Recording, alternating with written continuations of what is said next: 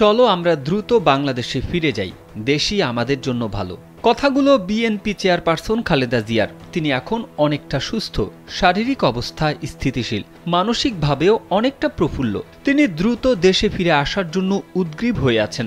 যুবদলের যুক্তরাজ্য শাখার উদ্যোগে আরাফাত রহমান কোকোর মৃত্যুবার্ষিকী উপলক্ষে মঙ্গলবার দোয়া মাহফিল অনুষ্ঠিত হয়। মাহফিলে বক্তৃতাকালে এসব কথা জানিয়েছেন খালেদা জিয়ার ব্যক্তিগত চিকিৎসক ও বিএনপির স্থায়ী কমিটির সদস্য ডাক্তার AZM জাহিদ হোসেন। পূর্ব লন্ডনের ব্রিকলেন মসজিদে এই দোয়া মাহফিল অনুষ্ঠিত হয়। ডাক্তার জাহিদ হোসেন বলেন, দেশের সার্বিক অবস্থা যেদিকে যাচ্ছে, গণতন্ত্র পুনরুদ্ধারের জন্য তিনি মানসিকভাবে আপনাদের পাশে আছেন এবং থাকতে চান। গণতন্ত্র পুনরুদ্ধারে তিনি আগেও যেমন আপোষহীন ছিলেন, তেমনি এখনও মনে করেন যত দ্রুত সম্ভব দেশে গণতন্ত্র ফিরে আসবে, মানুষ একটি গণতান্ত্রিক পরিবেশ পাবে।